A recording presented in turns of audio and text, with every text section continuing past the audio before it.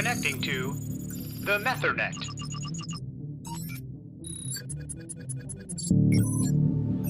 Methernet now connected.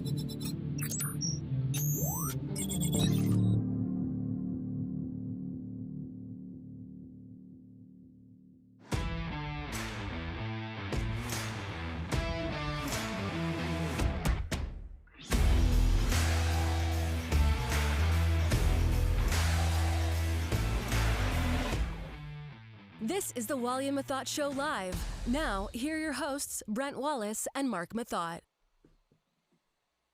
Hello, everybody. Welcome to the Wally and Methot Show live. Brought to you, as always, by sportsinteraction.com. I'm Brent Wallace. He's Mark Methot. The chat is open. We encourage you to be in it. Also, we encourage you to like and subscribe if you happen to like our little show. Meth, how you doing, by the way? I'm doing well. How are you?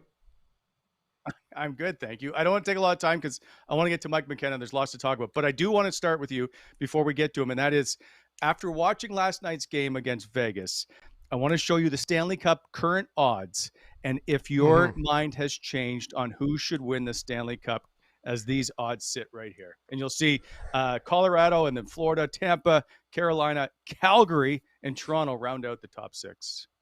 Yeah, no, I know I was a big supporter of Vegas over the summer based on their season last year and all that stuff. And to keep it short, I'm having a lot of doubts now.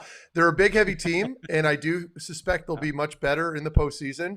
But, I mean, you watch Colorado right now, even Florida, Tampa, all these teams, but specifically Colorado, they're just so skilled and fast. I could go on a long rant about how well they're playing, but I know they're the clear-cut favorite at the moment. I think what we've learned over the years is that nothing's really set in stone. It's just getting into the dance, and then a lot of stuff can happen and change. But I wouldn't write Tampa Bay off just yet either. With the way they can just sort of turn it on in that postseason, it's hard to bet against them as well. So, yeah, anyway, we could go on and on about it, but I really am having second thoughts now with regards to my Vegas pick. Well, if defense wins you championships, then obviously Tampa with Vasilevsky and the blue line that they've got certainly looks exactly good. Interesting to say. Well, I mean, there's 2 months left in the season. We'll see how it all plays out as we get closer. Yeah. And we may even use the lottery simulator later in the show as another way to see how Ottawa is going to fare at the end of this regular season. That's it for now. Go to sportsinteraction.com, Canada's online casino and sportsbook. You can place your bets right now on who you think is going to be Stanley Cup contending, the winning team. By the way, they have the most competitive live daily odds. Use the Wally and Methot when you log in. That's sportsinteraction.com, Canada's online casino and sportsbook. And before we bring on our guest, it is brought to you by the cool, refreshing taste of Whitewater Beer, who have a new flavor out. This funky, fresh sour. It's a kiwi lime sour. It's phenomenal. The Beer Santa just dropped some off. It is really good. Use the Wally Methot, or sorry, I can't use the Wally Methot coupon code. Use the wham.funkyfresh coupon code. Get 15% off your order online when you go to shopwhitewater.ca. That is a beautiful tasting beer. I suggest you throw one in. You can mix and match, by the way. So get your regular order and then throw one of these or two in just to try it. You can do that as well. That is shopwhitewater.ca from our friends at Whitewater. Now, as I promised, former Ottawa Senator goaltender, by the way, who seems to have more jobs now than he did when he played professional hockey. He's an NHL analyst for DFO. He does Sirius XM. He covers the Knights and the Blues. He's a goalie coach. He's a dad. He does, like, Mike McKenna. I'll just get to it. Welcome to the show. Yeah, thank you very much. I don't know if you missed anything there. I'm hoping you didn't.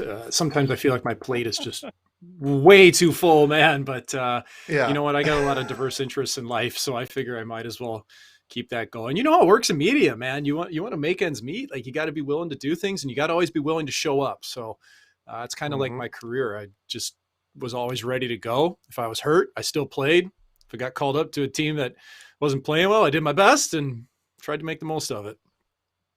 By the way, you've added writing to your repertoire of late. It's been really, really good. Like, were you always that good at wanting to try your hand at writing?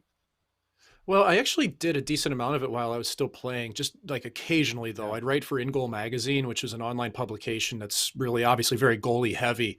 And I was really thankful to David Hutchinson and Kevin Woodley, who really run that publication. Kevin Woodley's with NHL.com as well. And that kind of kept my writing chops up while I was playing. And then my last season pro, at the end of the year, after I had finished up in the minor leagues in Lehigh Valley, NHL.com came along and asked if I'd like to write some pieces about goaltending and playoffs. And so I've kind of fallen into this, and I didn't go, like, I have a degree in economics, which involves a lot of writing, but it wasn't journalistic writing. And I took one journalism class my whole life. So I've kind of had to learn how What did you take at St. Lawrence, Mike? Because you spent 4 years there, for those that are listening. Yeah. So just economics? Yeah. I was an economics major. I started off expecting to do 3+2 engineering. And then after the first week of physics class, I realized that dream was dead. I was not capable of the mathematical aspect of it. So that got canned. And then I shifted to economics and found that I liked it. So I probably would have had a minor in political science if I'd realized it earlier. We could certainly use you right about now to discuss some world issues with political science. But we'll talk hockey instead. You watched, as you cover all the Vegas games, you guys both watched the game last night. First, let's just go back to the 40 seconds at the end of the game and get your thoughts. And Mike, I'll start with you on the tripping call on Thomas Chabot. Honestly, I could care less. I just think that penalties happen, man. And like when you put your stick into somebody's skates, you're going to get called. And like the thing that we can see in real time is 5 different camera angles that make it look obvious that maybe it wasn't blatant or it wasn't that bad. Well, we don't know what the officials are looking at on the ice. We don't know their angle of it. You just see a stick go in somebody's into their feet. It makes contact and the player goes down. That's going to get called. That penalty doesn't even register if it's not towards the end of the game and there's a goal scored.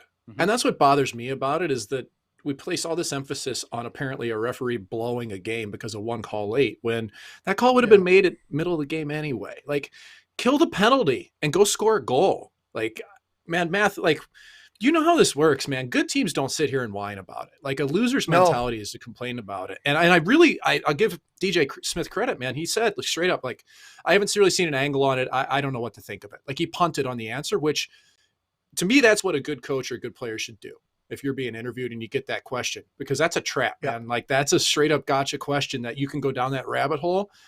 And then all of a sudden everybody in your room's saying like, oh, we got screwed. And no, you didn't score enough goals. You put 40 shots on net and you scored once. That's not enough. Yeah, no, I agree. And that's that was the thing.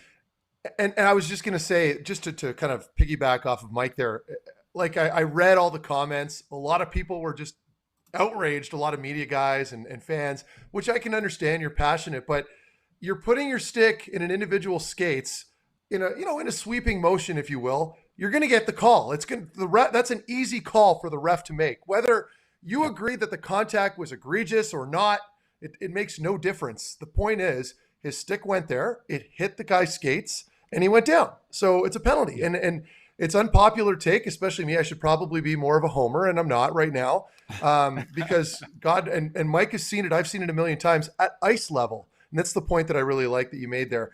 It's so much different. Like we're not, the referees, the officials don't have that luxury of all those camera angles with a bird's eye view. You're down at ice level. It happens very quickly.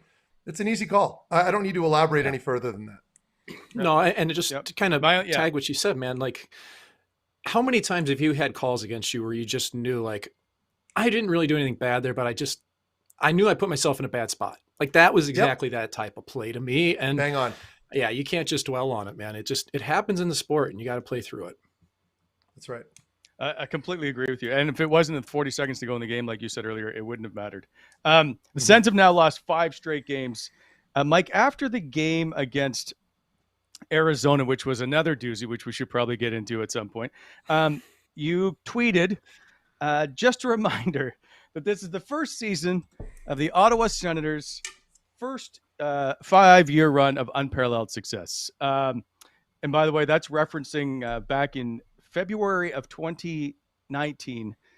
Eugene Melnick said, we're all in for a 5-year run of unparalleled success from every year from 2021 to 2025. It's not going so well of late. And then, Mike, just before I come back to you, you followed that up with what people don't seem to grasp is that I'm frustrated, because you got some flack for saying that, and people thought that you were against the Sens, which we all know you've actually played for the Ottawa Senators. I loved the Ottawa fans and community. The players and coaching staff are doing everything they can, but the Sens will never reach unparalleled success if they refuse to spend on salaries. Simple as that. And everybody's been saying that. So as an outsider with the actual someone who's been in the organization, where do you see this franchise headed right now, which currently sits 29th in the league?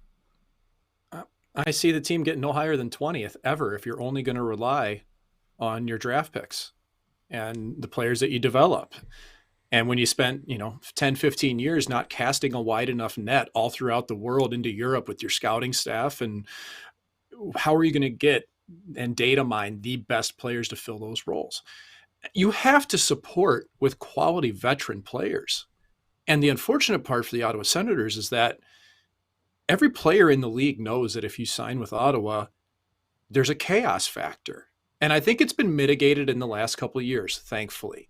But man, for a while there, you just didn't know what you were getting into. Like when I signed with the Senators a couple of years ago, they were probably 31 out of 31 teams I wanted to sign with, but it was kind of my only option that year. And I'm not afraid to say that. But you know what you're getting into, you just never expect it. And you have to pay, the team has to pay a premium to get players now. Who's going to come? You get desperate players that'll come, but you're not going to get the quality where Ottawa is right now. And I knew that I was going to rile people up with my tweet. I get that. Okay. But it's because I'm frustrated by it, man. To me, when you make a promise, you need to stick to it. But the big part was that they said that it was said, we're going to spend to the salary cap, and the teams, not even anywhere in the same vicinity, a galaxy of spending to the salary cap, and 20 teams in the league are. You're not going to compete with those teams ever. And it doesn't matter that COVID's happened, because it didn't matter those other 20 teams that are still spending. Okay. I think that's a bad excuse. And I'm upset for the fans, man. I just think that people in Ottawa deserve better, because to me, it's a great hockey market that should be a place that people want to play. I like Ottawa. I like that city. I like the fan base, and it's just frustrating, man. So I was surprised when people, I wasn't surprised when people came back at me, but I was surprised at how they were willing to back a franchise that continually has fallen short on promises to them. Like, what kind of Stockholm syndrome is that, man? That's how I took it. And that's the thing. It's perfect to them, right? Like your franchise in the last 5 years, 30th, 31st, which was last that year, 30th, 23rd last season, and 29th this year. Like, at some point there has to be, this cannot continue. And I think you're seeing some fan apathy set in along the way. Obviously, it's tough to watch when you've seen that franchise used to be a model franchise. And I understand that may be the mid 2000s, but there's a lot of people that still remember that and grew up with that kind of team winning all the time. Yeah. And, I'm an easy target because it's like, oh, dude, look at your stats. You sucked. Well, yeah, I wasn't very good in the NHL. I get that. But I was within the organization for half a season, a full season in 2011, 12 previously. Like, I have a pretty good glimpse of what it's like to actually play for the team, which others don't. Okay. And be there. I get what that's like.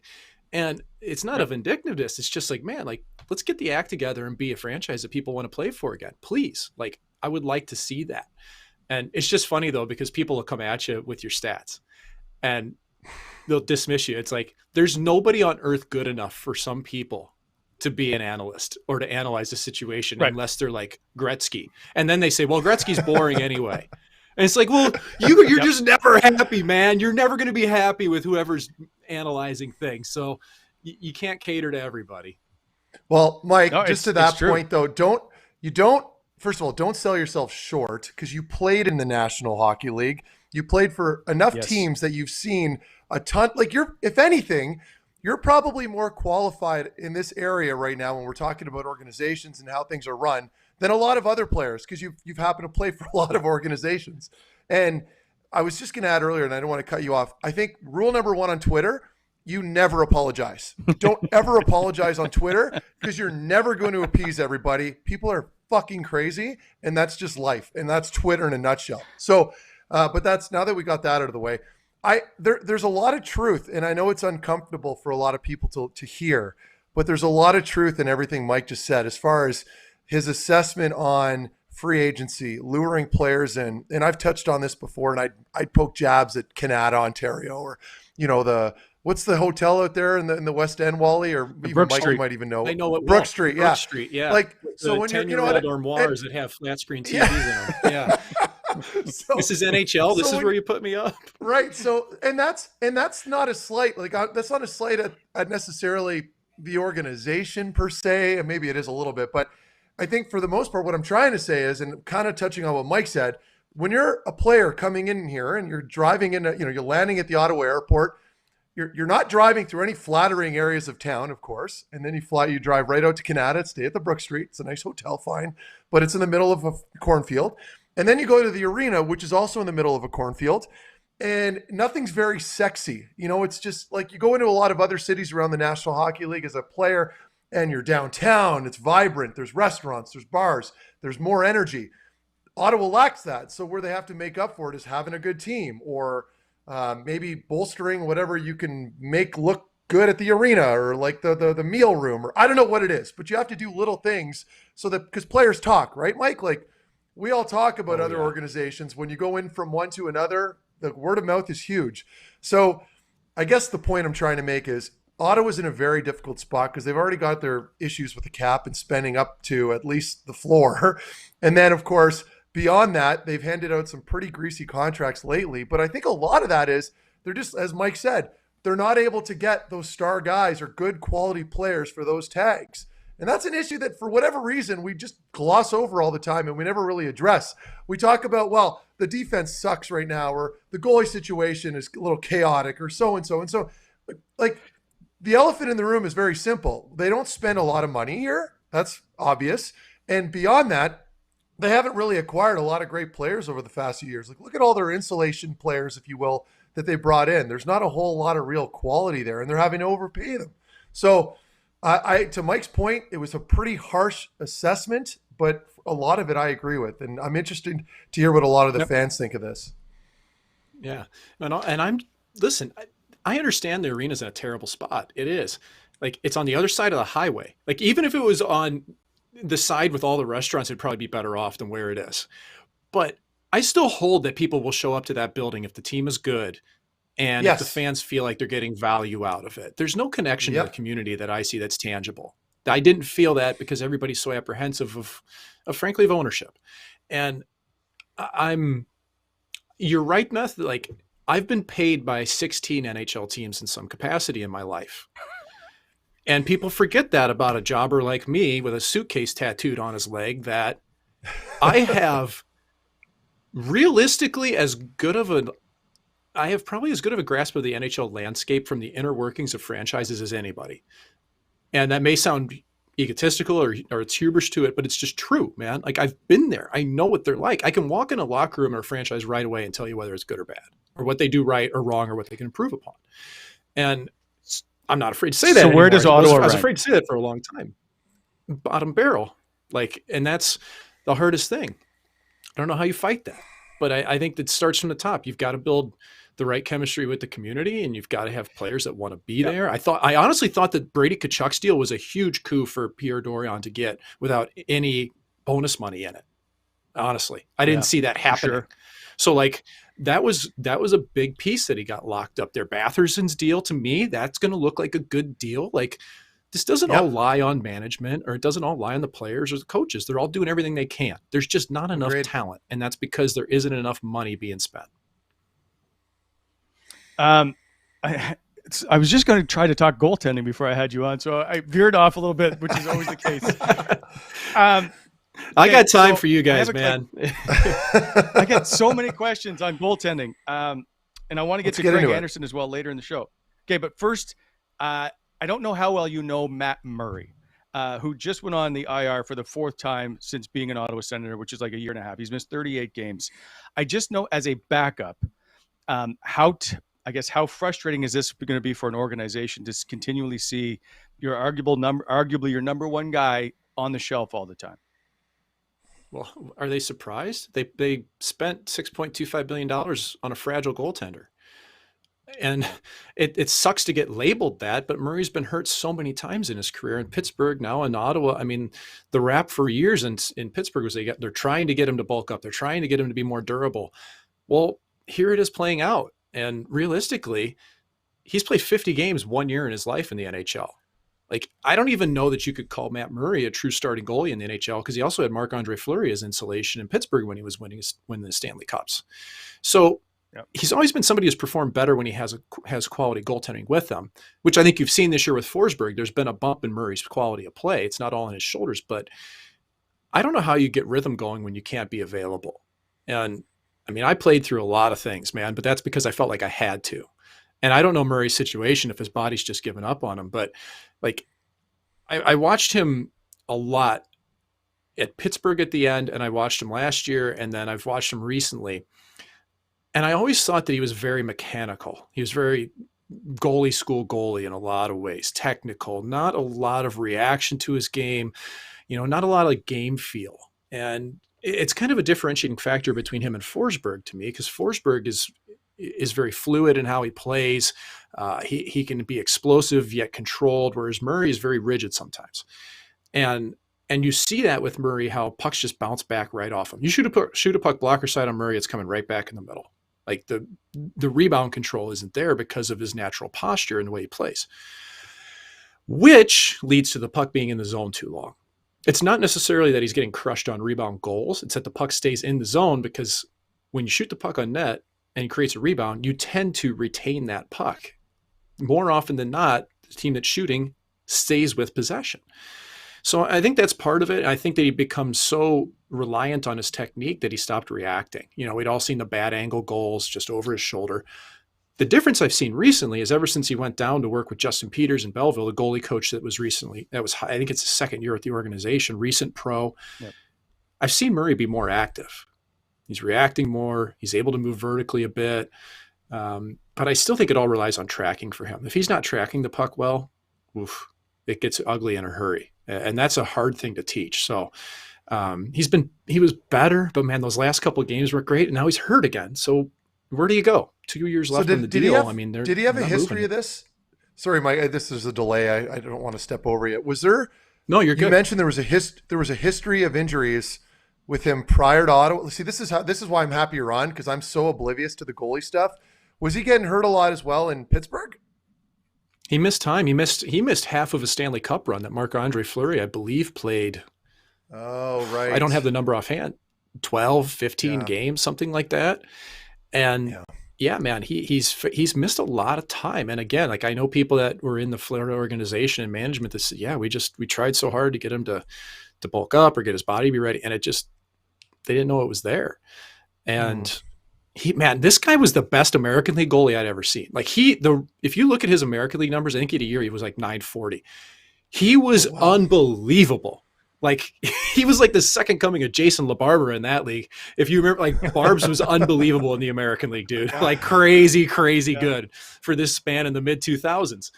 And that's what Murray was. And then he comes out and he wins Stanley Cups. And it's like, wow, world beater, And then you start to see the technical deficiencies that he relies on it so much. He's lost how to react, and teams have figured it out. They learned how to beat him, man. It's like anybody else. It's like, it's like playing against a penalty kill that hasn't changed in 3 years. You know how to beat it. And it's like that with goaltenders too. So if you're an opponent coming into Ottawa and you're about to play them, and for fans that are listening, typically you'll have like a little graph, or you'll have a sheet with the, tendencies that a goalie will have, or weaknesses. What are you telling your players if you're facing Matt Murray? Well, the biggest thing is that when you get pucks to him is that you need to hound in front of the net, because you can expect it to lay there afterwards. And if you get that possession, you're good. You go around him. But I think that you could always look for him in the past. His post play wasn't good. You could look at those goals that we see on the highlight reels as they look bad on him. Well, teams started to know that, so he's adapted to it. But I think more than anything is just when you're shooting the puck on Murray, you've got to try to create a little bit of deception and change the angle and potentially use D as a screen whenever possible. Because again, I think puck tracking is his biggest deficiency, is not just the technical side. Like, when he's not seeing the puck, he's not staying on his angle. He's not making that little adjustment leading into shots that'll lead him off. He'll be off angle 6-8 inches because of that. When he's on his game, he makes those little adjustments. He's tracking the puck better, but he doesn't have good hands. You get the puck in the air, you're likely to even then get a rebound. I think that that's kind of your number one and two, is that, hey, we're going to try to use the screens in front. We're going to at least try to change the angle of the puck and hope that he can't keep up to it. And from that point forward, get to the front of the net, get to the house, because pucks are going to be sitting there. Okay. I told you I was only going to keep you 30 minutes, and we're almost at it. And I'm only on page. You got me as long as you want, Wally. Keep it going. Okay. I'm here, man. Oh, perfect. Okay. Because people don't know, you've played with both Philip Gustafson and Anton Forsberg. I think Forsberg was in Columbus, and Gus was in Ottawa at the time when you were in Belleville. Yep. 6 so degrees of Mike both. McKenna. So I know, I love it. And we'll get to the jerseys behind you in a sec in your closet. And there's so many. Anyway, we'll get to you talking about you driving around with knives in your car. Lots of that stuff. There we go. This was with Foppa here with Forsberg. Yeah.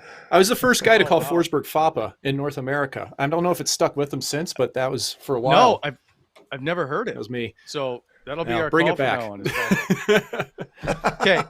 So you've seen some Sens games over the season. Like, how do you – all right, let's just set it up in case people don't know. Anton Forsberg is going to be a UFA at the end of the year. He makes $700,000. Philip Gustafson is a one-way deal next year. And, of course, Matt Murray is signed for 2 more. How would – if you are Pierre Dorian right now, Mike McKenna, what is your goalie setup for next year? Well, the team's not good enough to have any desire to buy out Matt Murray. And I think you've seen glimpses this year where he's been better. So I think they're stuck with that contract. And from that point, it gets interesting because to me, Forsberg, by the way, I think the Edmonton Oilers were insane for not trading for Forsberg because I don't think he would have cost much and he would have been a stopgap that would have really helped them. But I suspect he didn't have the name. That team wants to chase a name. They think a name's going to help them as opposed to a guy who's performing far above the team's performance in front of him. A little known fact, the Edmonton Oilers had Anton Forsberg claimed off waivers a few years ago before he came to Ottawa, and then they put him right back on waiver. He never played for Edmonton. They could have had him. Anyway, I interrupted. Could have had him. So Forsberg got 1 year in Chicago, realistically, before coming to Ottawa. And I don't know why he never grabbed on, because, man, when he came across the pond from Sweden, like he was my teammate in Springfield. He was on a PTO, I guess, because remember how you come across Meth, like at the end of the season, you get guys at the end of the year. And I looked at this guy, I went, oh my God, this guy's good. Like he can skate, he can move, like his post integrations are amazing. I'm like, my time is up in Columbus for sure with this guy. And then he kind of got leapfrogged by Korpisalo. So anyway, I think that Forsberg's built for success in the NHL. Like I think he's a really good goaltender. And that's where it's going to be sticky because there will be teams that are willing to throw a 2 or 3 year deal at him this summer. If Laurent Brossoit can get a deal, 2-year deal over $2 million a year, and he's never been anything but a backup in the league, Forsberg's got to be in line for 2 years at 3 or 3 years at 2.5, something like that. Wow. So, I mean, that's my take. Like, and is Dorian going to pay that and have $9 million tied up in goaltenders? And then have Gus on a one-way as well, and then $10 million on goaltenders on a team that really isn't a contender anyway? I don't see it. And that's where I think they should be trading Forsberg full stop and get what you can for him because I don't see him coming back within the spectrum there. I also don't see Philip Gustafson as ready for the NHL, but he's got a one-way. Right. And so you kind of get to that shit or get off the pot moment where you have to decide. Like St. Louis did this very recently with Ville Husso. It's like, we've had this European guy for like 4 years over here. We need to see it now, whether he can do this or not.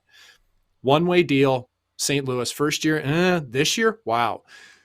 But that's kind of rare. Like Högberg had the exact same deal basically, and he couldn't perform because he wasn't ready yet. He really hadn't carried the mail at the American League level. And even Gus has been up and down, man. Like he needs time to just carry it for a season. So I don't see Gustafson as ready. I see Forsberg is probably not coming back. And I see Murray is hurt a lot with a huge contract you can't get rid of. So I think the realistic play is that they're going to have Matt Murray. They're going to pick up somebody off the scrap heap for $900,000. And they're going to let Gustafson play on a one-way in the American League until Murray gets hurt, and then which will be soon. And then Gustafson will get to play decent NHL minutes again. That's my prognosis.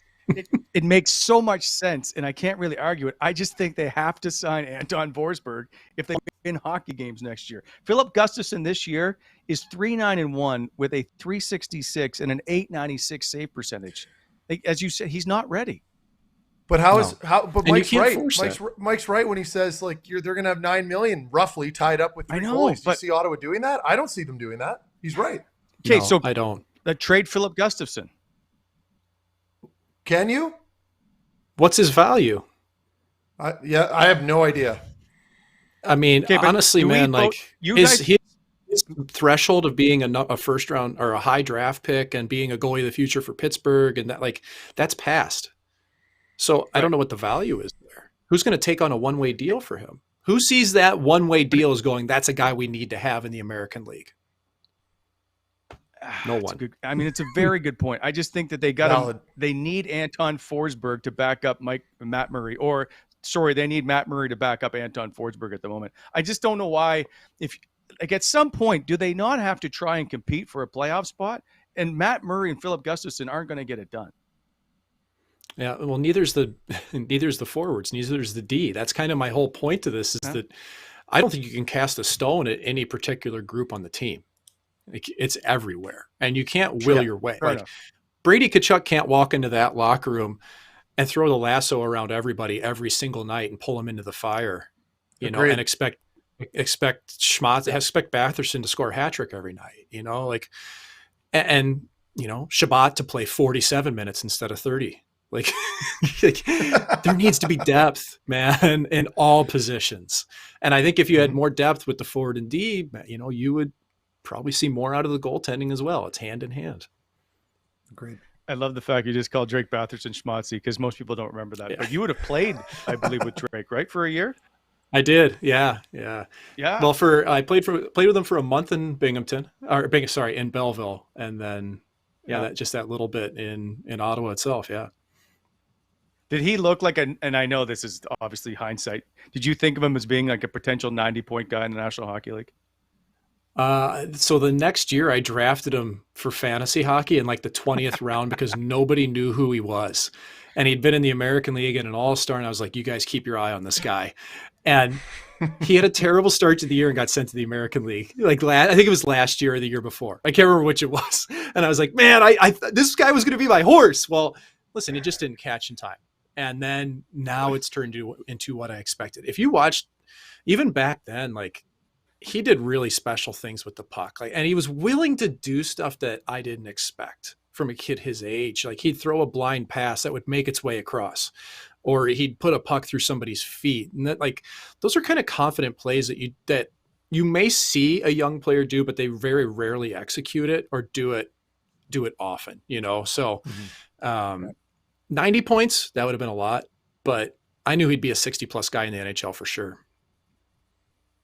What are your thoughts on Aaron Dell and that particular play? I don't think we obviously haven't asked you, but I'm curious as a backup goalie, he's out there to make that hit. It's not an accident. Are you disappointed in it, or is that just part of the game? I think it's just stupid. I don't have any other way to say it. And he's done it. He did it before, man. He did it to Mark Stone. Yes. I think in preseason, the year before. And you should learn your lesson from these things. You're not being respectful to the other players on the ice when you do something that just mindless, because no matter whether Batherson runs into him or he skates way out to the dot and clobbers him, you're still making contact with a guy who doesn't have the puck, who's not expecting a goaltender to do that. And listen, I'm all for goalies getting involved physically when there's time for it. You got to fight for your position in the crease. Sometimes you actually do have to be physical when you're playing the puck. You have to angle. You have to use your body like a defenseman sometimes.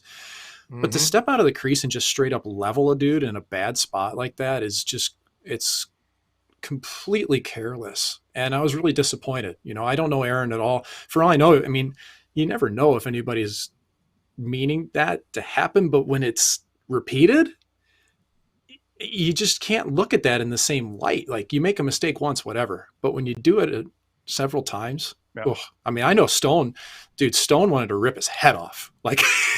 And that's, oh man, and dude, Mark Stone's not a guy I'd want coming at me with that old man strength, dude.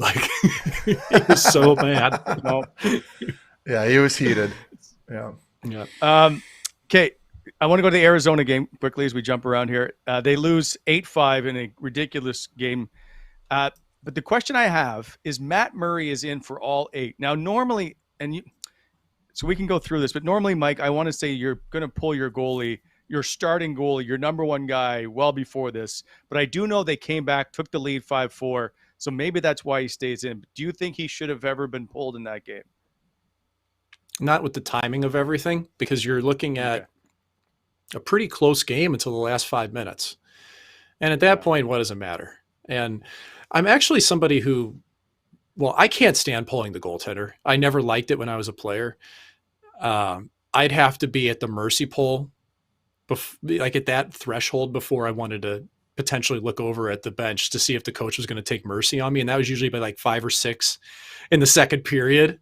I thought I might be getting the hook. I don't think that pulling the goalie changes the momentum at all. I don't think it's just same thing as like, going out and having a fight and like, oh, I got the boys going. Well, you only remember that when you go and score. I wish there was statistical evidence to show that it actually doesn't matter. And this is my opinion, but I think that pulling the goalie doesn't make any difference. Now, the deal with Murray is like, when are you going to save this guy? We need to save him. They were still in the game, and for me as a goalie, I want to battle. I want to try to win that game, even if it's 8-5, 6-7, whatever it gets to. That, if there's 5 minutes left and we're within a goal or two, I don't want to be out of it anyway. So I think it was mostly timing of this game again, that the last 2 goals, I think, were both in the last 3, 4, 5 minutes, even the last 3 goals, that it just, you also can't just chuck your backup in for the last 4 minutes. Like that's a recipe for injury. Sitting on the bench cold like that for that long. So by that point in the third, you're kind of stuck with whoever's in the net. Quickly to Craig Anderson, who tonight will face his former team, the Florida Panthers, hoping to become the 6th American-born goalie to reach 300 wins. Pretty distinguished career for a lot of people. You're an American-born goalie. So can you explain what this would mean to obviously Craig, or to just, I guess, USA Hockey, that it doesn't happen very often? No, I mean, I'm only 292 wins away from him on that list. So it's a good thing I retired. I was knocking on his door. Listen, this is something like Craig doesn't make a big deal of this publicly at all. It's just not who he is. But, people have started to ask about it. And it was something he mentioned to me a couple of years ago when we were teammates. He's like, just got to get to 300. Just want to get to 300. So that had been a mark in his mind of where, he really has set that as a goal. And I think after last year in Washington, it was, well, I'm not going to get there. Okay, whatever. And then, he gets another deal with Buffalo, and then he's hot to start the year. like 7-3 or something, I think. And now he's sitting 1 win away from it. And I don't know, you get these marks as a goaltender that you want to get to. Like, even for me, 200 wins pro was a big deal. 300 wins pro was a big deal, and not NHL minutes. But I think Anderson has been one of the absolute most underrated goalies in the league over the last 15 years in a lot of ways. I mean, some of the runs that he went on with the Senators were crazy, man. Like, we're talking like 930s, 935 save percentages in playoffs. Like, when he would get hot and he was feeling it, you couldn't beat the guy. And then, like, the most magical thing can happen sometimes when you face adversity as a human being. His wife is diagnosed with cancer, and he has to spend time with her in mid-season, comes back, 37-shot shutout coming off of it. Team rides that momentum. Like, I have so much respect for Craig Anderson. Like, I loved him as a teammate. Like, frankly, we still talk an awful lot, but because he was awesome. I just loved playing with them. And the ultimate irony is that somebody, when he was young in his career, was known as being a real pain in the ass. Yeah. And so he totally has flipped that script and learned from it. And now he's the ultimate mentor to the Buffalo team. Like, he's the guy that comes in that everybody listens to. I think that's really cool. I hope he gets to 300 here, because again, like, I think he's been massively underrated for a lot of his career. Mm-hmm. Yeah. And I wonder if he did it to himself, because you said early on in his career, he'll admit that he was an asshole, like, to people. And right. He was cocky, he was arrogant, and he didn't want to listen. He went on waivers a couple of times. Right. And so he finally figured it out. And obviously he credits Brian Murray, bringing him into Ottawa and really obviously setting his career on the right path. Like, I hope he gets it. I mean, facing Florida is obviously not going to be an easy task, but eventually he should get to 300. He'll get there. And what's interesting is I remember maybe my third or fourth American League start, 2007. I'm playing against Rochester. I'm with the Omaha Exarban Knights on an Eastern swing. And it was Craig Anderson and I had against each other. And that was when he had been with the Florida organization and they'd signed Belfour.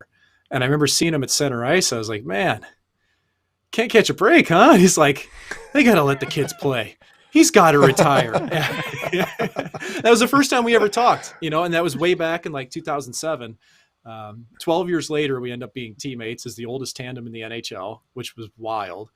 And like, we just had fun, man. Like one day in practice, we switched gloves. So he caught with my, I catch with my right and he catches with his left. So we flipped gloves around for warm-ups, and that's the kind of stuff you can do when you're old enough that you just don't give a shit anymore.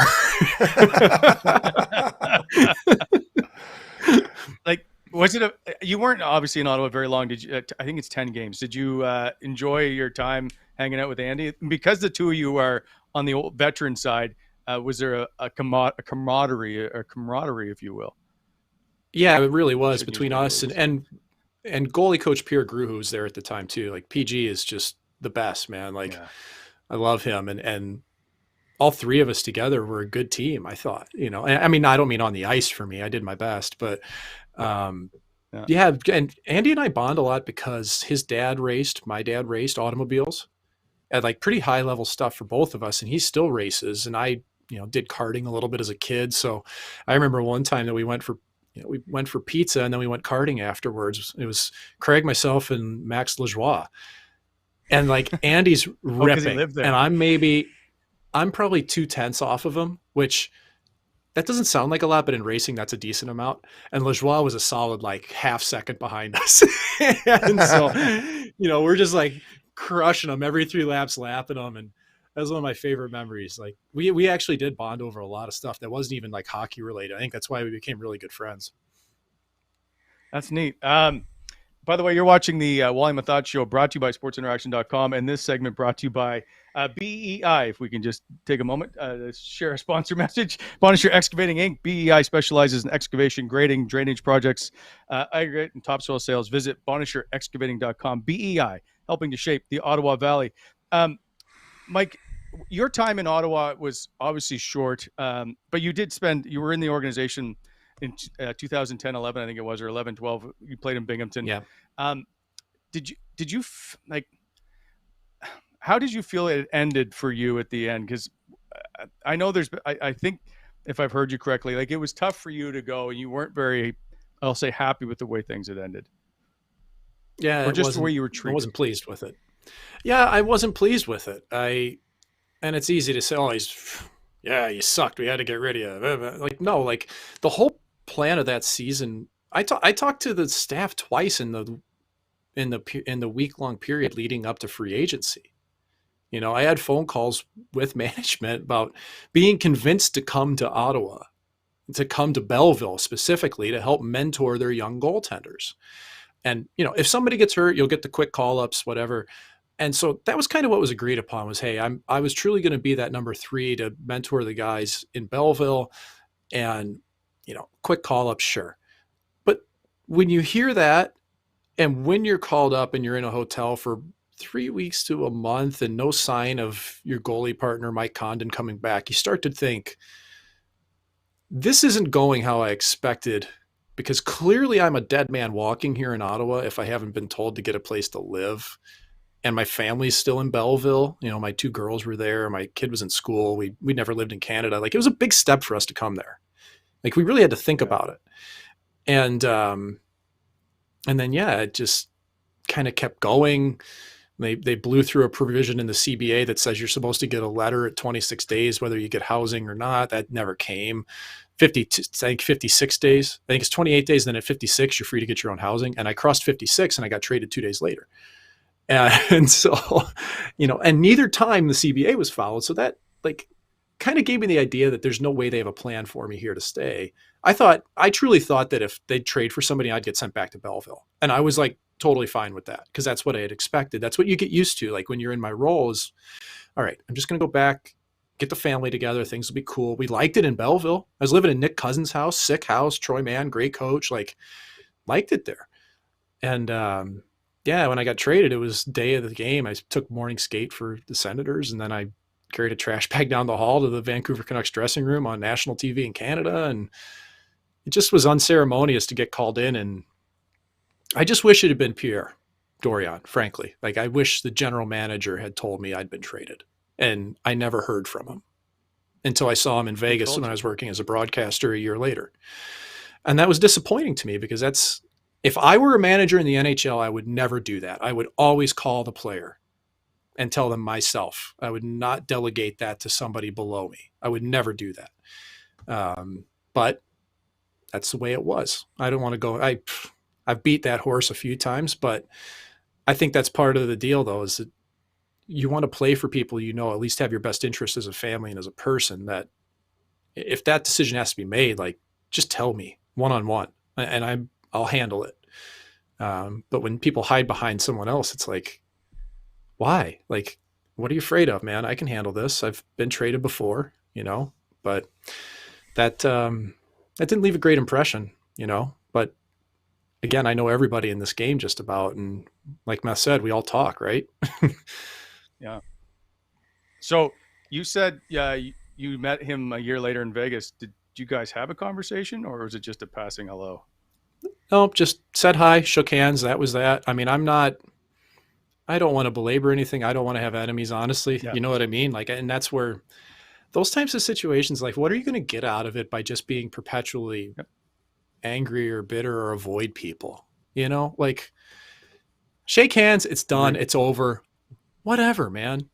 I thought it was handled like shit. You wouldn't have played for that long. It was. Yeah. But I'm not going to belabor the thing. It's like, it's over. So, but that's part of the reason why I wish the franchise would just, get it together, man. Like, people deserve better than this. Players do on times too. Cause it wasn't just me, man. Like, there was weird stuff that had happened for a long time. Like, even, Smitty with his being on waivers and then traded and things. Like, there was some other examples that were pretty strange in a lot of ways. And I've always said that was one of the weirdest days I've ever been in that locker room, was the day that Zach Smith got put on waivers. It was just, it'll still always be one of those days. I never understood it, which leads me to Logan Brown, which I know you cover in St. Louis, was the 11th overall pick, 2016, just turned 24 2 days ago. How did, like, I don't know if you've spoken to him about how things went in Ottawa, but he was one of those guys that just never seemed to find the right spot here. And it got out of hand, I think, really at the end. And there was just no win for either side in this one. To me, it just felt like it was never a good fit in the first place, and I think that it goes both ways here, though, too. Like, I think Logan probably expected more than, frankly, he deserved at first. And I don't know if he was willing to work for it hard enough. And that was the word. That's what I saw. And I think that page has finally been turned. And I think part of it just fell into that where, well, what am I getting out of this? Why do I fit here? What's going on? And sometimes that level of apprehension can really just ruin a mindset, like, and you can take it conversely. Like, the Senators they almost didn't invite Nick Paul to training camp one year. Okay. A couple of years ago. And look where he is now, like, they almost forgot to invite him or something, from what I was being told. Like, he was our first cut or whatever it was. Like, he was not on the radar whatsoever. And he was a pretty high draft pick. And that's where, like, you need to nurture your players. You need to have layers to your player development to take these players that are first, second, third round draft picks and let them know, we care about you. We have a plan for you. We're going to implement it. We're going to get you feeling good. And I don't think there's enough of that. And, like, Meth, I kind of want to ask you that, man. Like, you've been in different organizations. You know what that's like. Can you sense that when you're in an organization that really is developing players the right way? Like, isn't there layers to the process? I think, yeah, I think so. It was hard for me when I was in Columbus because I was a late bloomer. I mean, I played 3 years in the American League, over 200 games or whatever. So I was sort of an outlier, but I never felt like the organization didn't have my best interests, right? Like I always felt like they were pushing for me to make the next step. So, I never had the opportunity to grow into a prospect role, so to speak, with the Ottawa Senators. So it's hard for me to speak on that. But to your point, I totally agree. I mean, it's crucial because, as a player, especially a younger guy coming into the league, you don't really have anybody other than maybe your parents supporting your every step, right? So when you're working for somebody, you want to know that your best interests are in their interests and that they want to make you feel good and important or whatever it is. And maybe you do need a little bit of coddling, not to the point where it's, a little ridiculous or over the top, but I do agree it is very important. That was the first time I'd heard that Nick Paul story, by the way. I didn't realize that he was almost left off, put on the back burner, so to speak. I didn't know that, which is interesting. But yeah, I mean, when I was in Columbus, I had my fair share of run-ins with the coaches and stuff at the American League, and I was frustrated at times. But at the end of the day, there was always someone within the organization trying to help me and talk to me, and that was huge. That's about all I can throw in there for input. Yeah, I think the communication just matters, really. Yes. Like, you want to know where you stand. You want people to be honest. Yes. And that's where I think Ottawa took a huge step forward hiring Troy Mann for Belleville, because he's excellent at that. Like, Agreed. He is very, very good at developing players. He did it in Hershey. He was a great hire for them, and he's done a good job in Belleville. And it's no surprise. He's a very good communicator, but he's very honest with his players. And to me, that matters. But you need players that can handle that too, and that's where, yes, sometimes your draft status can kind of cloud your mindset of what you're truly worth or where you belong sometimes. So how's Brown looking right now? Head coach? I just want to know really quickly before we drop Logan Brown, because I'm curious. Just now that he's there, because I haven't been following St. Louis at all. What's he looking like? Is he looking Here like are an his NHL stats, player? by the way.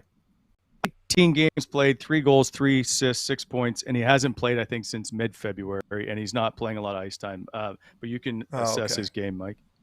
Yeah, I mean, when he first came in, he scored like first. I don't know. Maybe it wasn't his first game. Second game, it was early.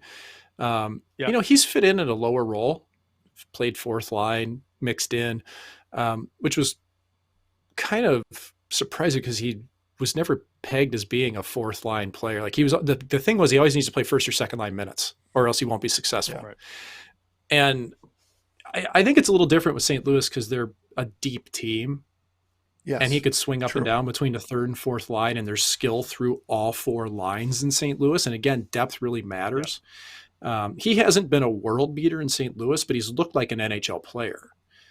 He does have an amazing skill set. It's just getting up down the ice quick enough and buying into a system. Yeah. So I think he's been supported a little bit better there by the skill that's in St. Louis. But yeah, he's been gone for a bit he's had injury and been out. And so he has yet to really cement himself there. He does have a new contract. So it's still a bit of an unknown there. I don't think it's that different of a situation than it was in Ottawa. It's just truly a change of scenery. Well said. Quickly, is Troy Mann an NHL head coach? There are sometimes guys who are better teachers and they excel in the AHL level because they teach players better. Is Troy Mann an NHL head coach to you? I think he deserves the opportunity for sure. You can never judge until somebody actually gets the job. This guy's not a starting goalie. Well, has he ever had the chance? No, but he's a backup. And that's that dogged me for years. I think by the time I was 26 or 7 or 28, it's oh yeah, he's a great American League goalie. And I could never shake that. And of course it didn't, my NHL numbers didn't help, but part of that too, look at the teams I was playing on. I realistically had probably 4 games with Columbus on a good team. And I played okay there. I never walked into a good setting with a team, and that matters for a goalie. But for Troy, it's the same thing as a coach. You have to walk into a good setting. So Kevin Dineen was a good American League coach, goes to Florida, who wasn't any good, and it didn't work. No surprise, the team wasn't any good. They weren't constructed the right way. Totally I think agree. Troy Mann can coach in the NHL, 100%. Head coach, I do. I just find people like him that have been in the American League long enough and been labeled and typecast as a certain coach. If he makes the NHL, it'll probably be as an assistant, which kind of disappoints me because I think he's really good. But sometimes you're just battling against reputation or what you've been labeled as. Mm-hmm. Yep, the player's coach type guy, right? Or the guy that always is the good cop type, and they just always seem to be that assistant coach. Last question before I let you go, and that is, you're a chef. You always like to cook. I know you used to drive to Ottawa and then drive back to Belleville and cook dinner and then breakfast and then come back to Ottawa. You had a crazy schedule. What is the right temperature to cook a steak at? Okay, so everybody pay attention. Couple things. First, you need to dry brine that baby the night before. Put it on a wire rack in your fridge, salt it the night before, let it sit. Then when you fire up your grill or your cast iron or however you're going to do this, you get that steak out an hour before you toss it on. And I think the best way to do it is to reverse sear it. If it's a thick enough steak, you want to get it up to about 115 or so at the reverse with the indirect heat. Mm-hmm. And you take that baby off, crank up the fire, and you want to get it up to about I think 130 is about right. From 125, 130 for me, mid-rare. I'm with you. Yep. But so I well think done, the key to it, well done's like, well, it's just that's like shoe leather. But yeah, I think the key to it is you bring it up to temperature slowly, because here's what happens when people pull things right out of the fridge, toss it in the pan, you get like super done, and then you get like rare in the middle, super done, and it's not even. When you bring it out early, you bring the steak up to room temperature, you reverse sear it, you get a nice pink throughout. It's pretty, and it tastes good, and it's tender, and it's well seasoned, which is the key. Do you smoke them? The reverse sear is very popular if you're smoking them. Like, so you got the little fire and an indirect heat. Do you do that as well in like a pan or oven? Yeah, well, you can't really do it in the oven as easily, but in the pan, even in a pan, you still could. I just like that. I'll toss on a little bit of hardwood when I do. When I put it on the grill. So it's like a quick smoke. So do I. It's not like it's a big, long 225. Like it's just indirect heat, put a chunk of wood in there. Yep. Oh, baby. That makes me happy. I tell you what, I spent all my per diem in Ottawa on a knife. I swear to God, I went to I can't remember the name of the knife store, but I kept going to this restaurant in Canada that I can't remember the name of either. And I started talking to the chef. What knife did you get? I got I can't remember right now. It's a Japanese knife. It's a Gyoto. It's a Gyoto. Okay. Oh yeah, man. I can't remember the name of the actual blacksmith, but like I spent my per diem on a chef's knife.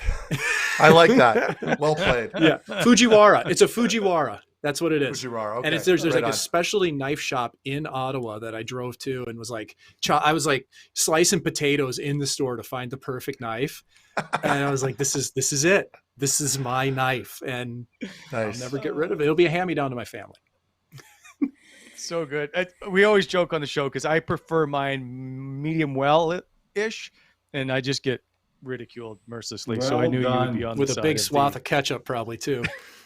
So there's HP sauce. I forget this is Canada. HP sauce.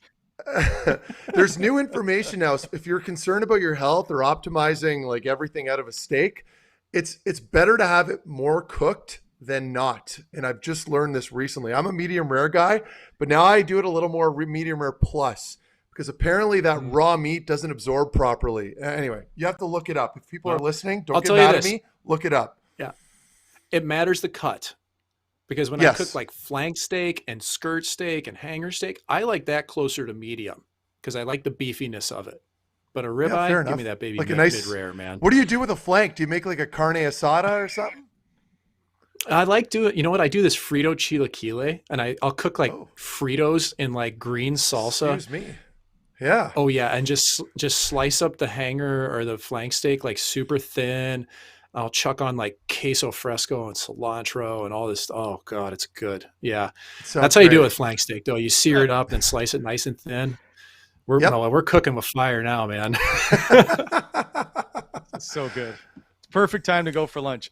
Mike, I have a whole other episode I could ask you questions on. So if you'll indulge us someday, we'd like to have you back on. But we've appreciated you stopping by to have this chat. I would love to do it again. It's good to see you. Hopefully less people hate me now than before. Don't worry about the Twitter people. We'll take care of them for you. Mike McKenna, thanks for stopping by. And don't forget, you can catch him on DFO at dailyfaceoff.com and SiriusXM satellite. And he's also doing post game with the Blues and with the Vegas Golden Knights. Take care, my friend. Thanks again. There goes Mike McKenna. Super good dude. He was fun when he was here. We were supposed to do a bunch of stuff together, cooking stuff and whatever, but he got traded before we had a chance to sit down and get some stuff done. But I always love a good backup. I mean, they're always fun to talk to. Yeah, and he's so outgoing. I mean, the Mike McKenna that everybody just witnessed right now is the same guy that I played with. I mean, he's just a chatty guy that is very intelligent, very well spoken. That was great. A lot of good stuff in there. Some of it a little spicy. But sometimes being spicy and truthful is a good thing, right? So a lot of good information and inside information there from a player who has seen just about everything. Yes. So here's my last question before we go today, and that is, if you were a free agent today at the end of this season, and you had a choice to sign with either the Ottawa Senators or the Arizona Coyotes, who are about to play in a 5,000-seat arena, which team are you going to sign with? I don't want to answer that question, Wally, but I will. So I'll weigh every factor. I'll be honest with you, and it's tough because obviously I love the Ottawa Senators. I'm a super fan. I wear an Ottawa Senators toque every day. For me, it's simple.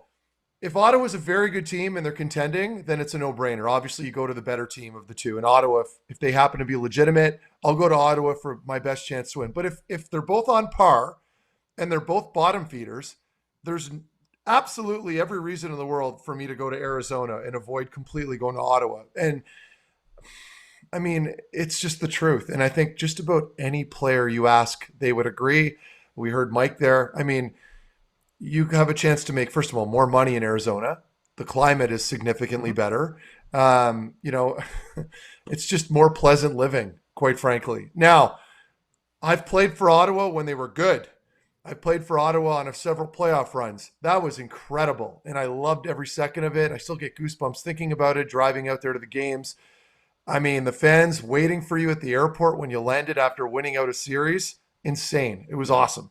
But if both teams are in that bottom tier around the, anywhere from, bottom tier team in the NHL, I mean, I don't care if Arizona's playing in a 5,000 seat arena. I'm going to go play there. I mean, it's a nicer place to live, quite frankly. I hate saying that, but it's the truth. I know, but I also think the management and the way that it's handled in Ottawa and the stuff that surrounds outside of playing plays a factor. And until that gets settled, I think it still becomes still becomes an issue of where people want to sign. And that's why people talk about not being able to get free agents is because partially that. Well, and yes and no. Like there is a bit of truth to that for sure. But we talk about management, for example, at the same time, if you look at some of the numbers, I mean, they signed Shabbat to a steal. Batherson's a steal. Mm-hmm. They're going to lock up Norris, you have to think. And then, of course, you've got Tkachuk, your captain, who you've just signed, avoiding bonuses. Like, they've made some good moves. I would just love it. Agreed. If they could just spend a little bit more money on a couple good players. I know it's easier said than done. For us as pundits, but bring in a legitimate top six. And if you can't, bring in a legitimate top four. Just throw us a bone here, okay? Yep. Because that mediocrity, that perpetual state of mediocrity and, we'll get them next year. We have some really good players coming in. It gets old, right? And yes. I mean, I'm a fan. I'm a legitimate fan. I am. And I just want to see the team do well. I want to be able to bring my kid, or I say my son, because my daughter as well at some point when she's not a nightmare to be around in public. Yeah. I mean, at some point, I want to bring them to games, and enjoy watching a winning team and saying, so we're all behind the team, but we have to be critical when the team deservedly needs to be criticized. And right now, I mean, it's not good enough. It's just not good enough. The players need a bone, right? They need to be thrown something to say, we are going to try and help you be successful. Because all of a sudden, Brady Tkachuk is going to be in year 5, 6, 7. And we're like, it's the Connor McDavid thing. Like, what just happened? How did we lose all these years?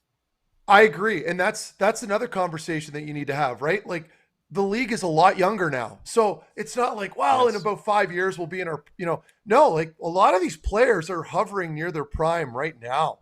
The NHL is not the way it used to be, like you're not going to wait until you're 30 to hit your prime. Like your prime it's a young man's game now, Wally. And you know that I know you're agreeing. So Thomas Chabot's played 300 games. Exactly. He's literally played almost half the games that I played in my whole career. Granted, I got hurt a bunch, but my point is, like, guys like that, you want to utilize and take advantage of now.